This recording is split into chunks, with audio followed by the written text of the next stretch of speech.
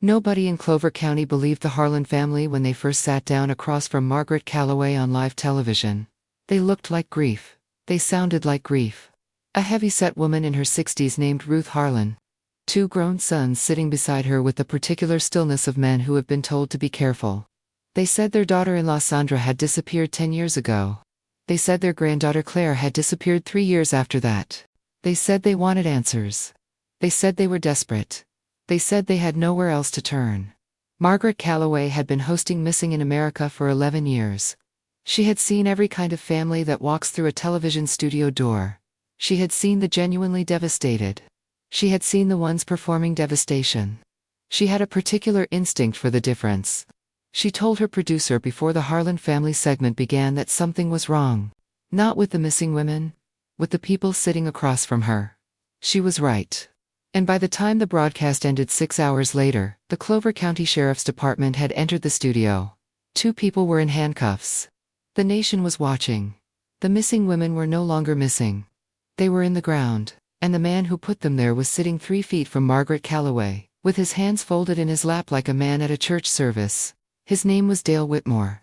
He had been in that family for 9 years. He had destroyed every one of them. He had done it slowly. He had done it completely. And he had almost gotten away with it because the people who should have stopped him were the same people who helped him bury the bodies. This is the story of what happened in that studio. This is the story of what happened before it. This is the story of how a family handed itself over to a monster one piece at a time, and how a television host with a legal pad and a very specific kind of patience took it apart in front of the entire country. I want you to understand something before we go further. The Harlan family was not stupid. They were not weak in any simple sense. They were isolated. They were frightened. They had been told for years that the fear was the proof of their danger. When a person tells you that you are surrounded by forces that only they can protect you from, and then demonstrates that protection by removing threats one by one, you stop asking what happened to the threats. You just become more grateful. That is how it works. That is how it has always worked. It is older than television. It is older than any family in Clover County. It is a mechanism that runs on human need, and it is almost impossible to see from the inside. The Harlan family could not see it from the inside. By the time they sat across from Margaret Calloway, they were not sure what they had seen from anywhere. The Harlan family had lived in Clover County, Tennessee for 3 generations. Ruth Harlan was born there. Her husband Raymond had worked the same stretch of farmland his father had worked before him. They had 2 sons. Marcus was the older one. Darnell was 3 years younger. Both boys grew up on that land. Both boys stayed in the county when they were grown. That kind of rootedness is not uncommon in that part of Tennessee. People plant themselves deep and stay deep in the county. It's full of families who have been neighbors for 4 and 5 generations. Ruth was the center of the family. Not in a loud way. In the way of a woman who does not need to announce her authority, because it has never been questioned. She ran the household. She kept the accounts. She organized the family's participation in First Baptist on Halsey Road, where she had been a member for 42 years. She was not educated beyond high school, but she was shrewd, and she was observant. And she had a particular gift for reading people quickly. That gift failed her with Dale Whitmore. She has said so herself. She has said it in the years since, and she has said it with the particular flatness of someone who has examined a failure so many times that the examination itself has become routine. She said she saw what she wanted to see. She said Dale Whitmore showed her exactly what she wanted to see. She said that is the thing she is still working on understanding. Raymond Harlan died of a heart attack in the spring when Marcus was 31. It was sudden. It left a hole in the family that was not just emotional. Raymond had handled things. He had been the one who negotiated the equipment loans, and managed the property taxes, and dealt with the county agricultural office. When he was gone, those responsibilities were not clearly distributed. Marcus took some of them. Darnell took some. Ruth handled what she could. But the family was unmoored in ways that went beyond the grief. Dale Whitmore appeared 8 months after Raymond's death. He came to First Baptist initially. He was not from Clover County. He said he was from a town in western Kentucky. He was 51 years old. He had a quiet manner, and a way of listening that people in the congregation noticed immediately. He quoted scripture with the fluency of someone who had been reading it his whole life. He spoke to Ruth Harlan after service on his second Sunday, and he told her he had heard about her husband's passing, and that he was sorry. He said he would pray for the family. He said if there was anything a neighbor could do, he would like to be asked. He was asked. Within 3 months, Dale Whitmore had become a regular at the Harlan farmhouse. He helped with equipment. He drove Ruth to appointments. He sat with Darnell in the evenings, and talked about what it meant to be the man of a family when the father was gone. He never pushed. He never made demands. He was simply present in the way that people who are building something are. Present, patient, consistent, always there when something was needed. Marcus's wife Sandra was the first one who was uncertain about Dale. Sandra Harlan was 33 when Dale Whitmore appeared. She was a practical woman. She had grown up in Nashville, and she had moved to Clover County for Marcus, and she had made a life there, but she had never quite lost the slight edge of a person who grew up somewhere with more options. She was not unfriendly to Dale. She was not hostile. She was just watchful in a way that most of the family was not. She noticed that Dale's stories about his background changed slightly depending on who was listening. She noticed that he was more deferential with Ruth than with the sons. She noticed that he seemed to understand the family's financial situation with a specificity that suggested he had been paying closer attention to conversations than was comfortable. She mentioned this to Marcus. Marcus was not dismissive exactly. He was caught between his wife's instincts and his own experience of a man who had been genuinely useful during the worst year of his life. He said he would watch. He watched, and he saw a man helping his mother. He did not see what Sandra saw. Dale asked Darnell if he could stay on the property for a while. His rental situation in town had become complicated. He would pay what he could. He would work for the difference. Darnell said yes without consulting Marcus. Ruth said it seemed fine. The family needed the help. Dale moved into the small outbuilding on the east side of the property in the spring. He was still there, 8 years later. What happened between that spring and the studio in Nashville is a story about a slow erosion. About the way trust can be used against the people who extend it. About the particular vulnerability of a family that has lost its center, and is looking for something to reorganize around. Dale Whitmore had a particular skill. It was not charm, exactly. Charm is too simple a word for what he did. What he did was more precise. He found the thing each person needed to believe about themselves, and he reflected it back to them with complete conviction. For Ruth he was a spiritual authority, a man who confirmed that her faith was genuine and her instincts were sound, and that God had sent someone to help carry the burden Raymond had left. For Darnell he was a mentor, a man who told him he was more capable than he knew, and that the family needed his leadership, and that Marcus did not always see that. For Marcus he was initially a resource, a man who helped with things Marcus did not know how to do. Marcus was the hardest to reach. It took Dale longer with him, but he got there. The escalation began in the second year. Dale started talking about spiritual threats. He had always woven scripture into ordinary conversation, but now the content changed. He started describing what he called interference. Forces that worked against families like this one.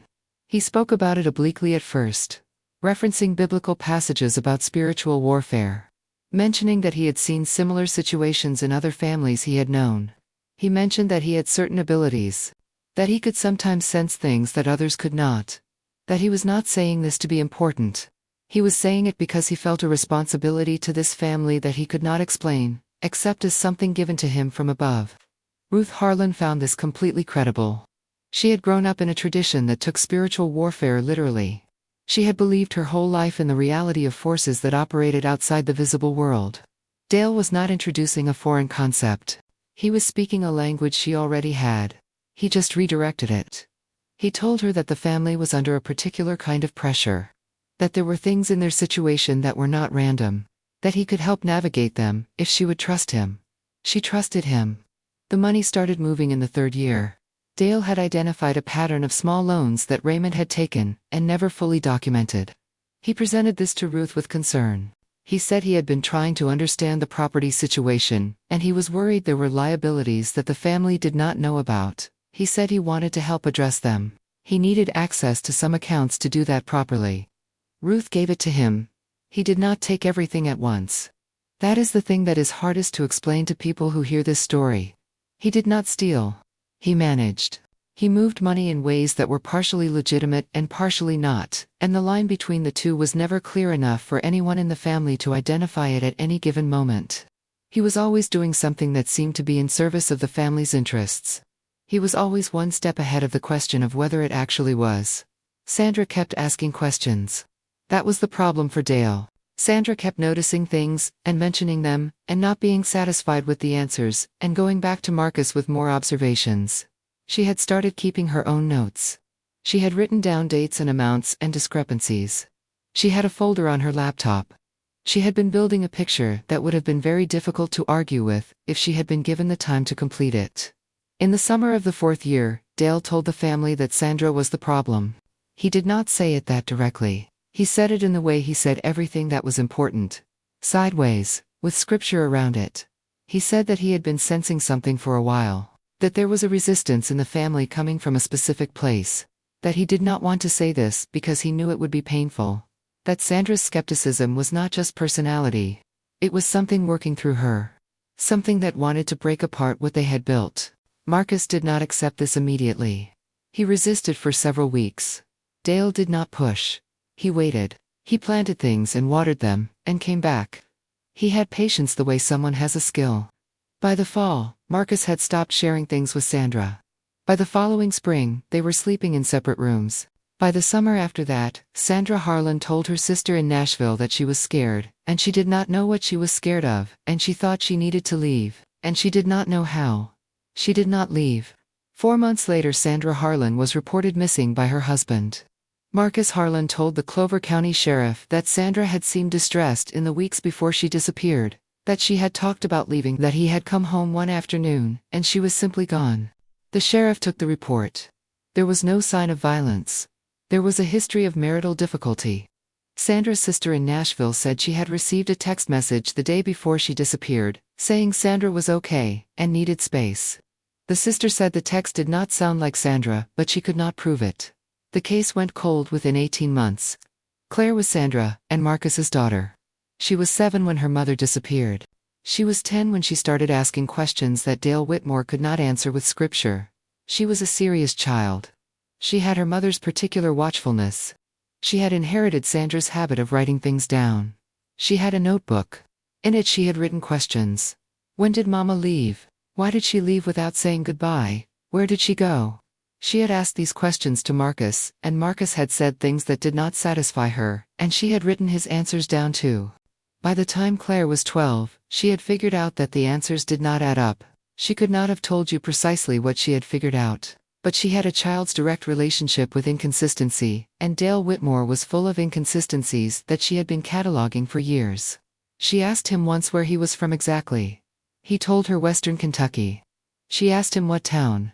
He said she wouldn't know it. She wrote that down. She asked her teacher to help her look up towns in Western Kentucky. She made a list. She asked Dale to point to where he grew up on a map. He told her she was asking too many questions, and that questions like that were a sign of spiritual unease, and he would pray for her. She told her father. Marcus did not act on it. By that point Marcus was so embedded in Dale's version of reality, that Claire's questions read to him as the spiritual unease Dale had described. He told her to respect Dale. He told her Dale was trying to help. The following year, Claire Harlan was 14. She became sick in the winter. The sickness was not well defined. She had stomach pain. She was exhausted. She had episodes of disorientation that Dale said were spiritual in nature, and that he was addressing with prayer, and with certain treatments he had found effective in similar situations. He gave her things to drink. He said they would help. They did not help. She got worse. Ruth Harlan was the first one who said they needed a doctor. Dale said a doctor would not understand what was happening. Ruth said she was not willing to watch the child deteriorate without medical attention. This was one of the few times in those years that Ruth pushed back, and Dale could not immediately redirect her. He agreed eventually, but he accompanied Claire to the appointment, and he spoke for her, and he told the doctor that Claire had a history of anxiety, and that she sometimes made her symptoms sound more dramatic than they were. The doctor treated what was presented. Claire did not improve. 3 months later, Claire Harlan was gone. Darnell reported her missing. He said she had been talking about running away. That she had seemed angry and withdrawn. He said he had found a note, but it was very brief, and he could not explain why she had not called anyone. The sheriff's department opened a case. They spoke to Marcus, who said Claire had been troubled since her mother left. They noted the prior disappearance in the family. They noted that the family seemed to be working with a close family associate named Dale Whitmore, who appeared to be a significant presence in the household. They interviewed Dale. He was cooperative and calm and concerned. He said Claire had been struggling, that she had a difficult relationship with her father after Sandra left, that he had tried to help, that he was devastated she was gone. The case went cold. 6 years passed. During those 6 years, Dale Whitmore continued to manage the Harlan property. He continued to take money from family accounts that nobody was fully tracking. He had by this point a level of control over the family's finances and daily decisions that was nearly total. Ruth was aging, and her trust in Dale had calcified into something that was not quite capable of being questioned anymore. Marcus existed in a state that his brother Darnell would later describe as sleepwalking. He worked. He ate. He talked to Dale. He did not ask questions. Darnell had moments of doubt, but Dale had a particular hold on Darnell's sense of himself as a man of faith, and Darnell could not separate his faith from his connection to Dale, without losing something he was not ready to lose. What broke it open was money. Specific and undeniable money. A tax notice arrived at the farmhouse addressed to Ruth that contained information about accounts she had not known existed. The accounts were in her name. The money in them was not money she had put there, and it was not money she could account for. She asked Dale about it. He gave her an explanation that did not answer the question. She asked again. He gave her another explanation that was more elaborate and less convincing. She sat with it for 2 weeks. Then she called the number on the tax notice. She spoke to a woman at the IRS who told her certain things about the accounts. The woman was careful, but specific. Ruth wrote down what she said. She looked at what she had written. She looked at it for a long time.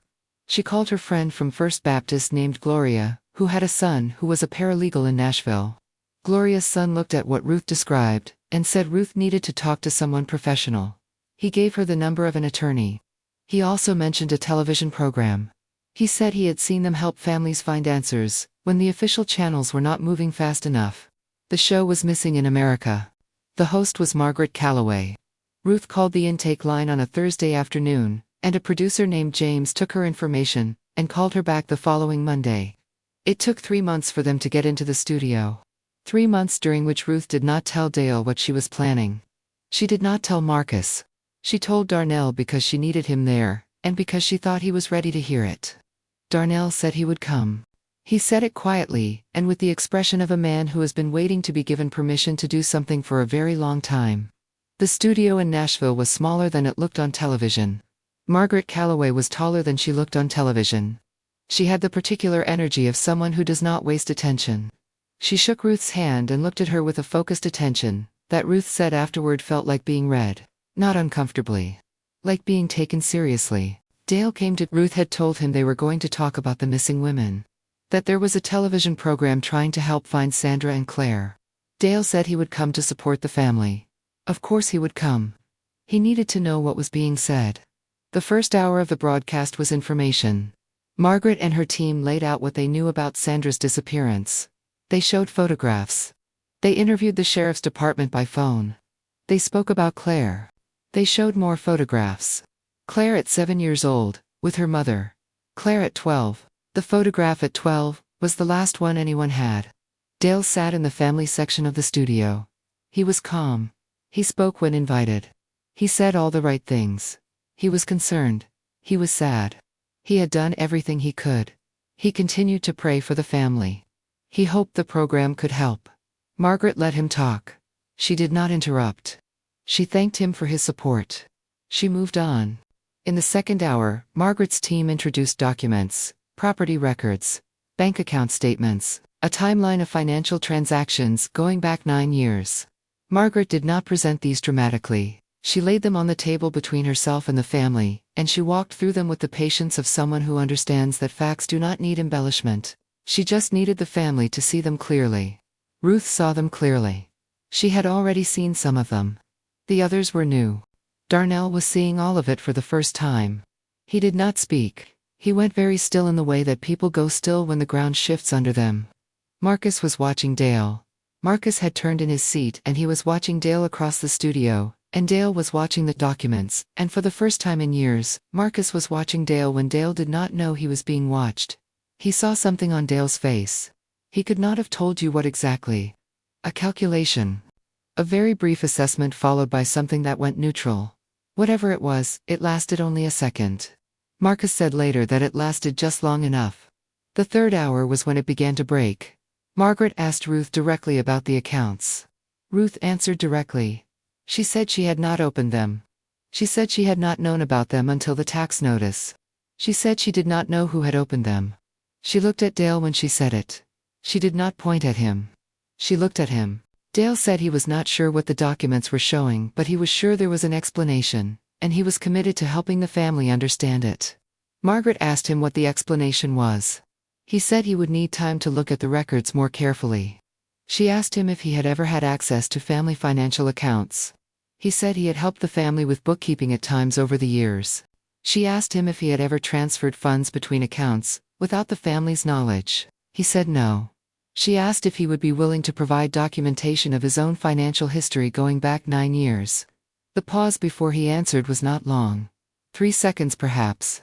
But 3 seconds is a very long time on live television. The studio was quiet enough that the silence had texture. He said he would need to speak with his attorney. The room shifted. The audience shifted. Marcus turned back around in his seat. Darnell put his face in his hands. Ruth did not move. She sat with her hands in her lap, and she looked at Dale Whitmore with an expression that Margaret Calloway said afterward was the most painful thing she had seen in 11 years of the program. It was not rage. It was recognition. The look of a woman seeing clearly something she had been unable to see clearly for 9 years, and understanding everything that clarity cost. The fourth hour was the collapse. Margaret had information that the family did not yet know. She had been given it by a source she would not name on air. The information concerned the land records of the Harlan property. Specifically, it concerned 2 areas of the property that had been disturbed, excavated and filled in. The dates of the disturbances corresponded to approximate dates within the windows of both disappearances. She did not present this as proof. She presented it as information that the sheriff's department was now going to be looking at. She said she had already been in contact with the department.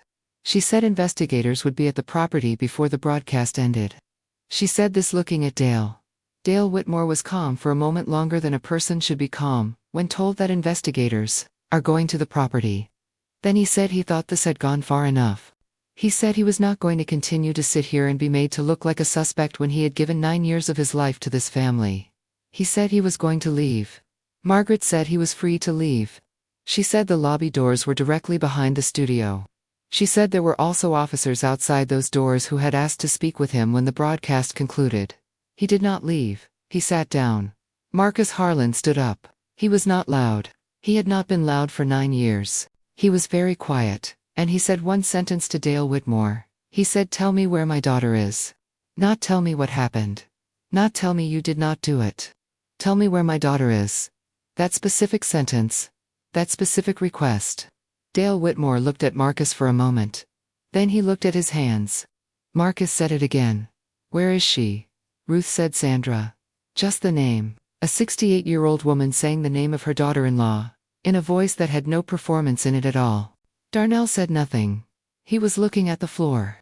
The broadcast continued for another 90 minutes. The collapse was not cinematic. It was slow and halting and ugly. Dale Whitmore did not make a speech. He did not break down in a way that explained things. He said things carefully, and then stopped. He changed what he had said, and then stopped again. The family began to fill in the spaces. They began to say things that had been unsayable for years. They began to say them out loud on live television, in front of a studio audience, and a nation of people watching in their living rooms, and that saying of them was like pressure releasing from something that had been sealed a very long time. The Clover County Sheriff's Department entered the studio at 7:42 in the evening. Dale Whitmore was taken into custody. Ruth Harlan and her 2 sons were detained for questioning. Margaret Calloway kept the cameras running. The excavation of the Harlan property took 4 days. Forensic teams worked in 2 locations. The first location yielded remains that were later identified through DNA analysis as Sandra Harlan. The second location yielded remains identified as Claire Harlan. The cause of Sandra's death was determined to be blunt force trauma, consistent with repeated strikes over an extended period. The manner was ruled homicide. The medical examiner's report also noted evidence consistent with prolonged malnutrition and physical restraint. The cause of Claire's death was determined to be poisoning. The substances used were identified. The medical examiner's report noted that Claire Harlan had been in declining health for an extended period. before her death, and that the decline was consistent with repeated exposure to toxic substances administered in small doses over time. Dale Whitmore was charged with 2 counts of murder in the first degree. He was also charged with fraud, financial exploitation of a vulnerable adult, unlawful restraint, child abuse, resulting in death. Ruth Harlan and her sons were charged with varying counts related to obstruction and concealment. The prosecution argued that all 3 had known, or should have known more than they admitted. The defense argued that they had been psychologically manipulated over years in a manner that constituted a form of coercion. The court proceedings lasted 14 months. At the conclusion of the trial, Dale Whitmore was convicted on all counts. He received 2 consecutive life sentences. He also received 47 years on the additional charges. He will not leave prison. Ruth Harlan entered a plea agreement. She received a suspended sentence and 5 years probation.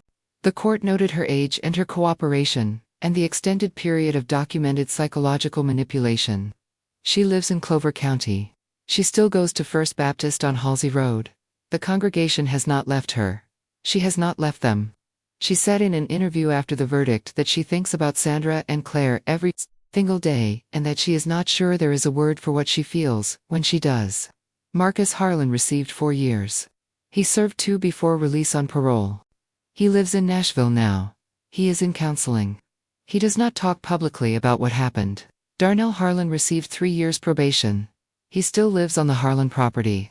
He is working to rebuild it. He said in a statement that what he lost in those 9 years cannot be recovered, but that something can be built on what remains. He said he is trying to figure out what that is. Margaret Calloway continues to host Missing in America. She does not speak about the Harlan case often. When she does not speak about it as a triumph. She says it was a case where the truth came out. She says the truth was very late. She says women are in the ground who should not be. She says the program did what it could do, and that is all she is willing to say about it. There is something I want to say before this ends. Not about Dale Whitmore. He is in a cell in a federal facility in Georgia, and he has nothing more to teach us. What I want to say is about the family. People hear this story, and they ask how. They ask how a family lets this happen. How a grandmother does not see it. How a father does not stop it. How grown men hand over their home, and their money, and their lives to a person who is taking everything from them. They ask this with genuine puzzlement, and sometimes with less charitable feelings underneath that. I want you to think about what Raymond Harlan's death actually cost that family. Not in terms of grief. In terms of structure. Raymond was the center of something. He was gone in an afternoon. The family was left with a hole where the organizing principle had been. They were in grief, and they were in confusion, and they were in the specific vulnerability of people who have lost the person who made sense of everything. Into that space walked a man who was very good at becoming the thing that makes sense of everything. He did not offer them lies exactly. He offered them a framework. A way of understanding their situation that included danger and protection, and a person who could navigate between the two. Most people do not have a pre-built defense against that kind of offering. Most people do not need one. Most people never meet Dale Whitmore. The Harlan family met him during the 11 months when they were most exposed to exactly what he was selling. That is not stupidity. That is timing and vulnerability, and a skilled operator reading both. This is not an Ruth and her sons made choices in those years that cost Sandra and Claire their lives. That is real. The court acknowledged it. They will live with it. But understanding how those choices were shaped is not the same as excusing them. It is the only way to understand how to prevent the next family from sitting in the same studio with the same empty answers. Margaret Calloway said after the verdict that the thing she keeps returning to is Sandra's folder, the one on her laptop, the one with the dates and the amounts and the discrepancies. Nobody looked at it. The laptop was inventoried after she disappeared, and the folder was on it, and it was not opened or followed up on. She had built the case, she had done the work. She just did not live to show it to anyone. Margaret said she thinks about that folder. She said she thinks about a woman in Clover County, Tennessee, sitting at a kitchen table, writing down things that were true and knowing. They were true and not knowing how to make anyone else see them. She said she does not know what to do with that. She said she just keeps thinking about it. Some things you just keep thinking about. Some truths arrive too late for the people who found them. The best you can do is make sure the next time someone with a folder sits down across from you, you pay attention. You ask the question. You stay in the room until the answer is real. Sandra Harlan stayed in the room. Claire Harlan stayed in the room. They could not make the room listen. We can make it listen now. That is what the record is for. That is what this story is for. That is what it was always for. Gloria Watkins had known Ruth Harlan for 31 years. They had sat in adjacent pews at First Baptist since Marcus was in middle school. They had been in the same women's Bible study group for 2 decades. They had exchanged casseroles during surgeries and funerals and difficult seasons, the way women in that congregation had always done. Gloria knew Ruth the way you know someone, after 31 years of adjacent Sundays. You know their particular laugh. You know how they hold their coffee cup. You know the exact way their face changes when they are worried about something, and pretending they are not.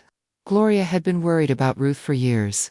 She had watched Dale Whitmore arrive and insert himself and expand his presence, and she had felt something she could not entirely name. She had mentioned it once to her husband James. She said, "Something is wrong over there." James said, "What do you mean?" She said, "I do not know exactly what I mean." James said, "Ruth seems fine." Gloria said, "Ruth does not seem fine to me." James said he thought Gloria was probably reading too much into it. She stopped mentioning it out loud. She did not stop noticing. She noticed when Ruth started missing Bible study. Not occasionally, consistently. Ruth had not missed Bible study in 14 years. She started missing it in the 3rd year of Dale's presence. She said she had things at home to attend to. She said Dale needed the time. She said it in a way that suggested she was repeating something she had been told. Gloria asked once if Ruth was all right. Ruth said of course. She said it with the particular brightness of someone performing certainty. Gloria noticed when the Harlan sons stopped coming to church events they had always attended. The fall potluck, the Easter service, the Christmas program, where the children sang, and half the county showed up. The Harlans had been at all of those things for as long as Gloria could remember. They stopped being at them. Dale Whitmore attended some of them. He came without the family, and he was warm, and he spoke well, and people found him personable, and Gloria sat in her pew, and watched him and felt the unnamed thing. The funeral for Raymond Harlan's brother, in the 5th year, was the last time Gloria saw Sandra. She barely recognized her. Sandra had lost weight. She stood slightly apart from the rest of the family. She did not speak much. Gloria tried to catch her eye, and Sandra looked at her briefly, and then looked away, and in that brief look Gloria saw something she has never been able to stop thinking about. She said it was not fear. She said it was more like someone signaling from a place where signals cannot be heard. Like someone who has been trying to communicate for a long time, and has lost confidence that communication is possible. After Sandra disappeared, Gloria went to the sheriff's department. She told them what she had observed. She told them about Dale Whitmore. She told them about Sandra's expression at the funeral. She told them she believed something had happened that was not being properly investigated. The deputy who took her statement was respectful and thorough. He wrote down everything she said. He told her the department was following up on all available leads. He said the statement would be in the file. He thanked her for coming. The statement was in the file. It did not change the direction of the investigation. Gloria spent 6 years after that with the statement and the file going nowhere. She called the sheriff's office 3 times a year. She was always told the case was open. She was always told they were following up on leads. She was never told anything specific. She kept calling. When Ruth came to her about the tax notice, it was Gloria who put her in contact with her son, the paralegal. It was Gloria who said go to the program. It was Gloria who sat in her living room in Clover County and watched the broadcast on her television, and saw what she had been trying to describe for years, finally become visible to everyone in the country watching. She did not feel satisfaction. She said that clearly afterward. She said she felt the opposite of satisfaction. She felt the weight of all the years the statement sat in the file. She felt Sandra's expression at the funeral. She said she is not angry at the sheriff's department exactly. She said she is tired of the way that women who notice things and say what they notice are treated as if their noticing is less reliable than official channels. She said Sandra noticed things. She said Sandra wrote them down. She said Sandra put them in a folder. She said none of that was enough. She said she does not know what would have been enough. She said that is the question she cannot stop sitting with. The investigation that followed Dale Whitmore's arrest opened up a history that the Harlan family had never been given access to. Dale Whitmore had been born in 1957, in a rural county in western Kentucky. He had 2 younger sisters. His father was a Pentecostal preacher of the independent variety. Not affiliated with any denomination. His father ran services in the family's back building, and the congregation was small and intensely devoted. Dale had grown up in that world. He knew its language fluently. He knew how it moved. He knew what it asked of people, and what it gave them in return. He had left Kentucky in his 20s, and moved around. Georgia first, then Alabama. Then a period in Arkansas that the investigation had difficulty fully reconstructing. Then Tennessee. He had worked various jobs. He had been married once. The marriage lasted 3 years, and ended with a restraining order that his ex-wife had filed and later declined to pursue. She gave a statement to investigators after his arrest. She said she had been afraid of him, and then stopped being afraid because she left quickly enough. She said she considered herself very lucky that she left quickly enough. Investigators found records of 2 other situations before Clover County. In both cases, an older woman had lost significant assets over a period of years, to a person described by family members as a close associate, who had become an authority figure in the household. In neither case had criminal charges been filed. In one case, the family had not been able to fully document what had happened. In the other case, the primary victim had died before the situation came to full light. Dale Whitmore had been doing this for a long time. He had refined his approach over decades. The Harlan family was not his first attempt. They were his most complete one. Investigators also looked at Dale's claims about his spiritual abilities. They interviewed 2 people who said they had paid Dale Whitmore for what he described as spiritual counseling and intervention. Both said he had taken money for services he said would address spiritual disturbances in their lives. Both said the situation had improved after his involvement. When pressed, they acknowledged they could not be certain the improvement was related to what Dale did, or to time passing, or to the change in circumstances that came from having made a decision and acted on it. One of them said, "He seemed very sincere. He was very sincere. I believed every word he said." The sincerity was not the lie. The sincerity was the delivery mechanism for the lie. That is the distinction investigators kept returning to, in the Whitmore case. He did not appear to be performing belief. He appeared to hold it. Whatever framework he had constructed over a lifetime in his father's back building had become genuinely his own. He believed he had abilities. He believed he was navigating spiritual realities that others could not see.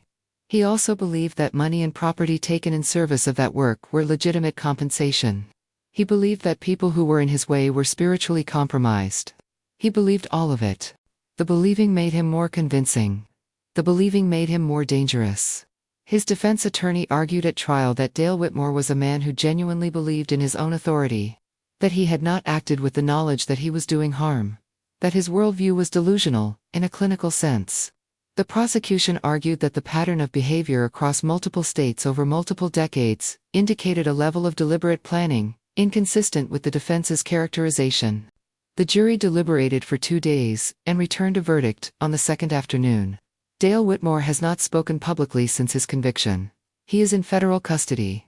He attends chapel services in the facility. The chaplain has described him as quiet and cooperative.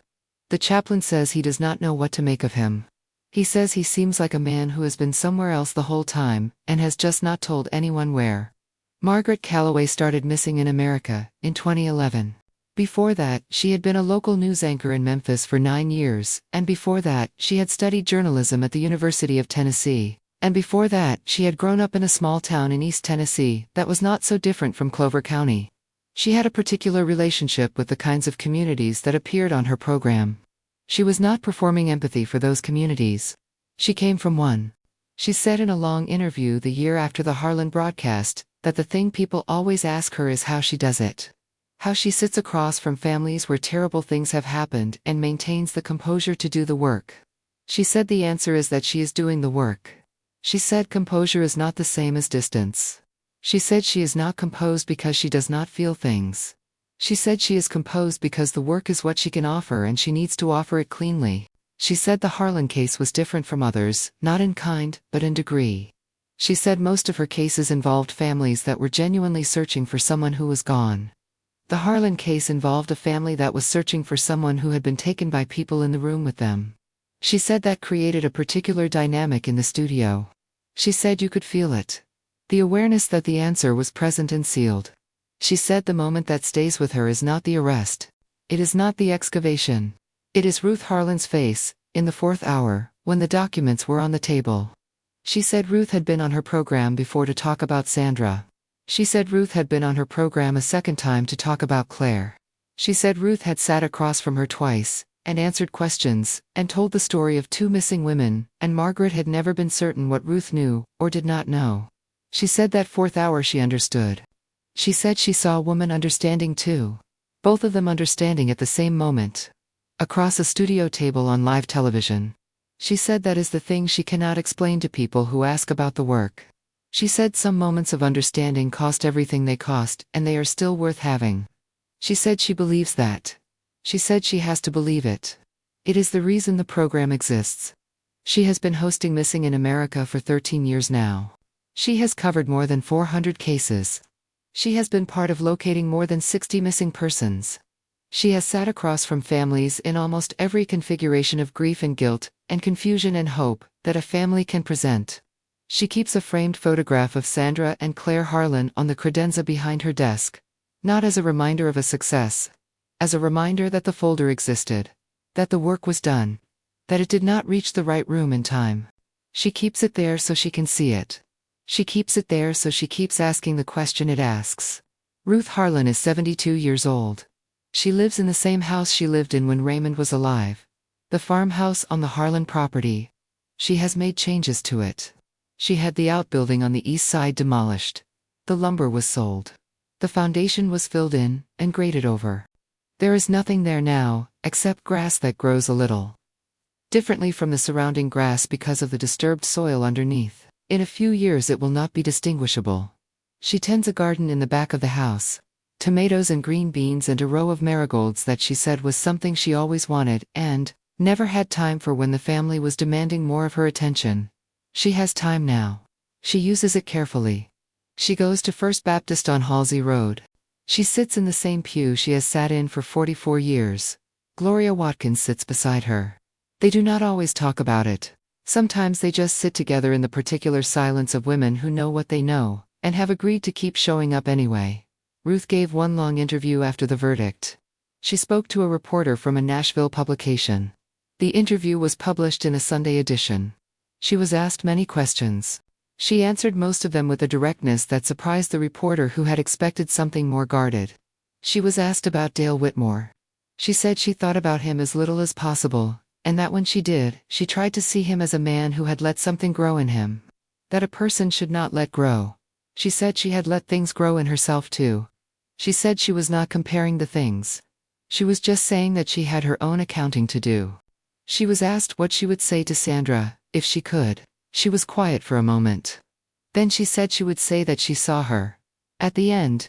She said she saw her at the end and she was sorry it took so long to see clearly. She was asked about Claire. She said she was not able to talk about Claire. The reporter did not push. She was asked about Marcus. She said Marcus was doing the work. She said she was proud of him for that. She said the work is the hardest thing there is, and he is doing it. She was asked if she had forgiven herself. She said forgiveness was something she left to God. She said her job was to be present for what remained. She said she was trying to do that every day. She said some days were better than others. She said the marigolds helped. She said that sounded ridiculous, but it was true. She said she planted them at the beginning of the season and they came back, and that was something. That something returned. That was something. The reporter wrote that Ruth Harlan sat in her kitchen with her hands on the table, and spoke for 2 hours without complaint, and without performance, and that at the end she stood and walked to the window, and looked out at the backyard and said one more thing. She said Sandra knew. She said Sandra knew the whole time, and she wrote it all down, and nobody read the folder in time. She said that is the thing she carries. She said she is going to carry it for the rest of her life, and she knows that, and she is not asking anyone to tell her otherwise. She turned from the window. She offered the reporter a glass of iced tea. The reporter said yes.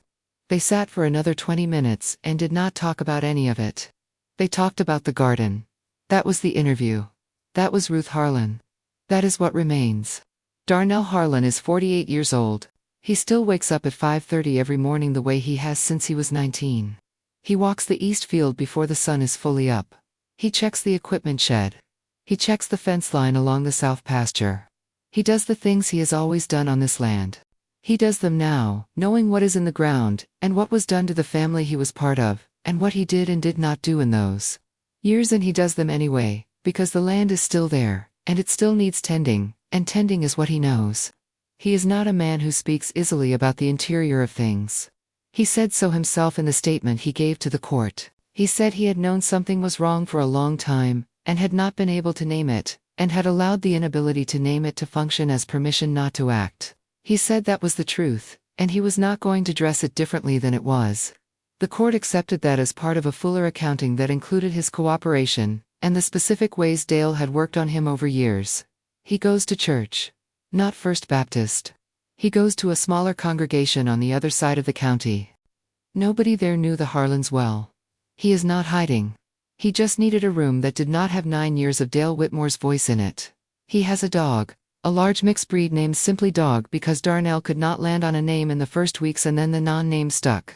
Dog accompanies him on the morning walk. Dog is not particularly useful on a farm, but is extremely present, which Darnell has said is the main thing he requires from company right now. He called Marcus on a Sunday 6 months after the verdict. They had not spoken much in the period between the arrest and the verdict. The calls were brief and logistical. This call was longer. Darnell said they talked for almost 2 hours. He said he does not remember everything they said. He said at a certain point, Marcus said something about Claire. About the last time he had seen her. About her notebook. He said he remembered Claire had a notebook. Darnell said he remembered too. He said they sat on the phone for a while without saying anything. He said that was the most honest conversation they had had in 9 years. 2 brothers sitting with what they both knew without one of them filling the silence with Dale's version of things. He said they have talked more since. Not weekly. Not on a schedule. When there is something to say, they say it. He said that is progress. He said progress for their family is going to look different from progress in other families, and he has made his peace with that. He is rebuilding the south pasture fence this year. He is doing it himself, post by post. He said he could hire it out, but he prefers to do it this way. He said there is something about putting posts in the ground one at a time that helps him think. He said he is not sure what he is thinking about exactly. He said sometimes it is just the fence. Sometimes it is other things. He said both are fine.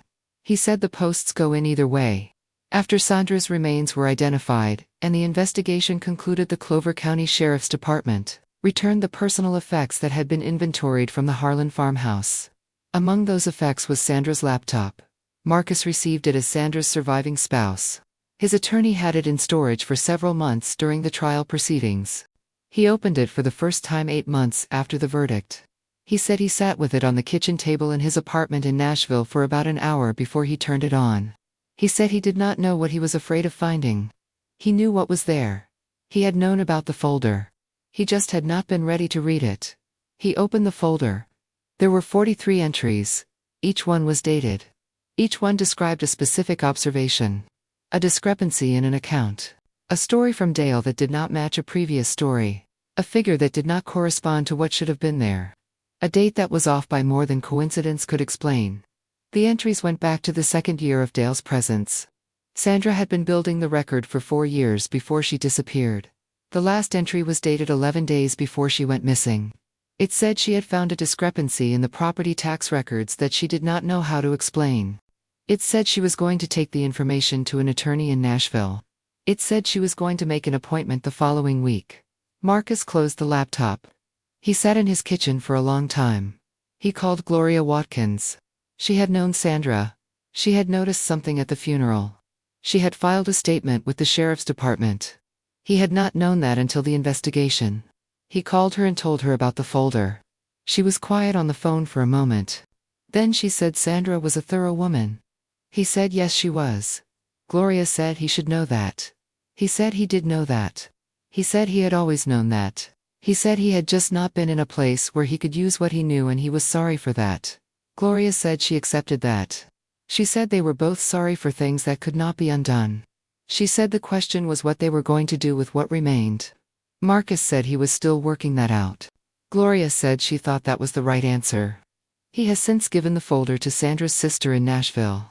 Her name is Paulette. Paulette had driven to Clover County the week Sandra disappeared, and had spoken to the sheriff, and had called the department every month for the following 3 years. She is a paralegal. She understood the folder immediately. She said it was a complete evidentiary record. She said Sandra had done everything right. Paulette has spoken at 2 events in the years since the trial.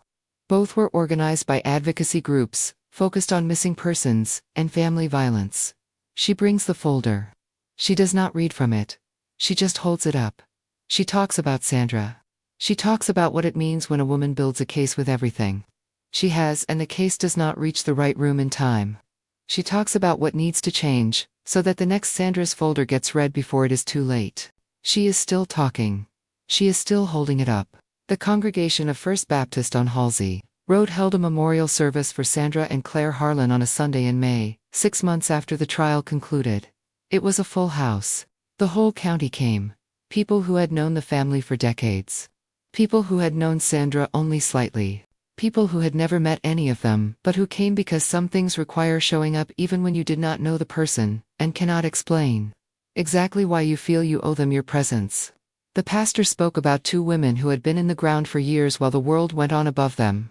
He did not make it neat. He did not offer an explanation for why it happened. He said he did not have one.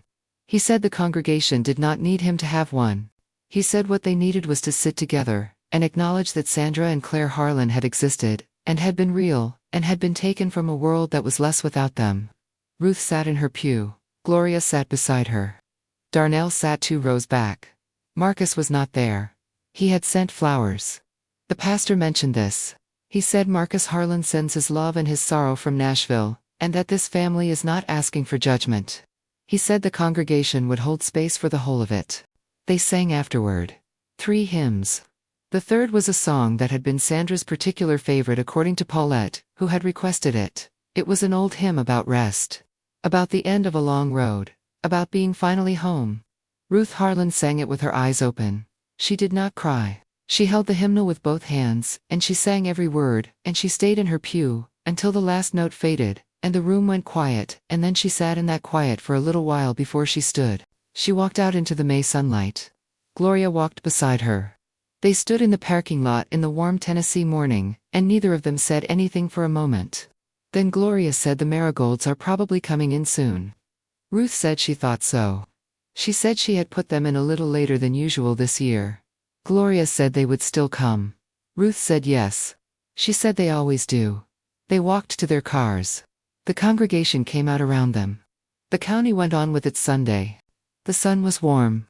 The air smelled like cut grass, and something blooming. 2 women stood in a parking lot and said ordinary things to each other, and then drove home to their ordinary lives, which would never be entirely ordinary again, but which were their lives, and which they would tend and show up for and return to until they could not.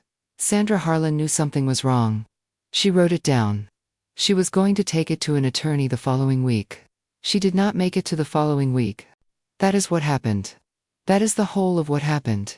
What we do with it is the only thing left that is ours to decide. Missing in America had been on the air for 11 years before the Harlan broadcast. It had a dedicated audience. It was respected in the industry. It was not nationally prominent. The Harlan case changed that in ways that were not entirely comfortable for the people who made it. The broadcast was watched live by approximately 400,000 viewers. By the following morning, clips had been shared across social platforms, and the total viewership of those clips had exceeded 12 million. By the following week, Margaret Calloway had been profiled in 3 national publications.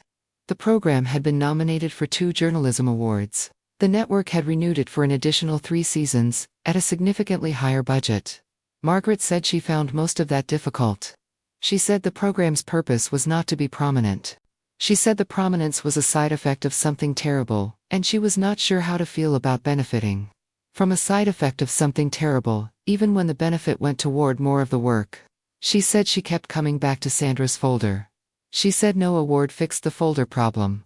She said no budget increase solved the question of why the sheriff's department had the folder in the file, and the case went cold. She did use the increased budget in one specific way that she has talked about publicly. She hired a forensic analyst. Not for the program's investigation team specifically. For review of cold cases that the program covers. Someone whose job is to look at the documentary record of a case, the way Sandra looked at the financial record of the family, line by line. Asking why this does not add up. Asking where the folder is.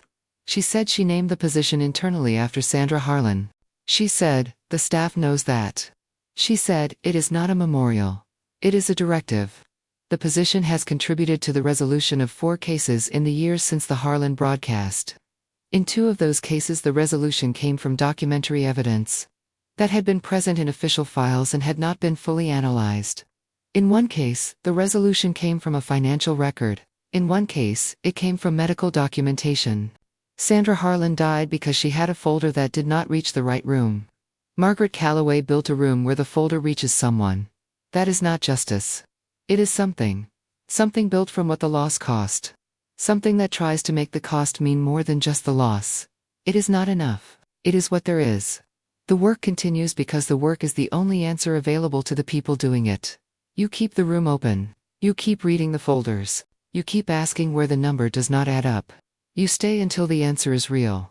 That is what Sandra did at her kitchen table in Clover County, Tennessee. That is what Gloria did every time she called the sheriff's department. That is what Paulette does every time she holds the folder up in a room of people who need to understand what it means. You notice. You write it down.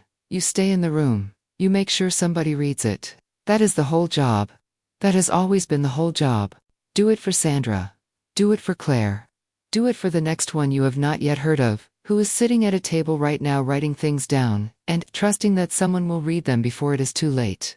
Be the person who reads them. Be the room that listens. Marcus Harlan is 44 years old. He lives in an apartment near Centennial Park in Nashville. He works for a property management company. He handles accounts. He reviews documentation. He checks figures. He has a particular attention to numbers that do not line up. His supervisor has mentioned that he is very thorough. He said thank you. He did not explain where the thoroughness came from. He is in therapy twice a week. He has been in therapy since the month he was released from the facility in Rutherford County. His therapist is a man named Dr. Okafor. Dr. Okafor does not rush. He lets things land at the pace they land. Marcus has said he appreciates that. He said he spent 9 years in a house where everything was rushed past or redirected before it could land. He is learning to let things land. He keeps a photograph on his kitchen counter. Sandra, at a picnic. She is laughing at something off camera. Claire is on her lap. Claire is about 4 years old. She has Sandra's expression. The direct look. The thing that does not look away. He looks at the photograph every morning. He does not know what he is saying to them when he looks. He is not sure it needs to be words. He looks. That is what he can do. He looks and he stays, and he does the next thing. He called Paulette in the spring. They talked for a long time. He asked her what Sandra was like as a kid. Paulette told him. She told him things he had not known. Small specific things. Sandra at 9 had organized a neighborhood project to clean up a creek behind their house. She had made a list of everything that needed to be done, and she had assigned tasks, and she had followed up with everyone every day, until it was finished. Paulette said she was relentless. She said it with the kind of fondness that people have for qualities they both admired and found slightly exhausting in real time. Marcus said that sounded right. He said that sounded exactly right. Paulette asked him how he was doing. He said he was doing the work. She said she knew. She said Sandra would have expected that. He said he knew. She said good. He said yes. They said goodbye. He stood at his kitchen counter for a while after the call. He looked at the photograph. He did not need words. He just looked. One morning the following week, he was early to work. He sat in the parking garage for a few minutes before going in. He thought about the 9 years. He thought about what Dale Whitmore had told him about Sandra. The framework he had been handed. The way he had accepted it. The way the acceptance had cost him everything it cost. He thought about Claire with her notebook, writing things down, not being satisfied with answers that did not add up, coming back with more questions, not stopping. He got out of the car. He went into the office. He checked figures that needed checking. He stayed until the work was done. He drove home. He made dinner. He called his mother. She told him the marigolds were coming in nicely this year. He said good. She said the south field was looking better since Darnell put in the new fence. He said that was good too. They talked for 20 minutes. They said good night. He went to sleep at a reasonable hour. He woke up the next morning. He made coffee. He looked at the photograph. He went to work. That is what it looks like. That is what getting through it looks like. Not a revelation. Not a completed healing. A person making coffee, and looking at a photograph, and going to work. A person staying in the room. A person doing the next thing. That is all any of us can do. That is what Sandra did. That is what Claire did in her way with her notebook. That is what Gloria did with her phone calls. That is what Ruth does with her marigolds. That is what Margaret does with her program, and Paulette does with her folder, and Darnell does with his fence posts. You stay. You do the next thing. You make sure someone reads the folder. You be the room that listens.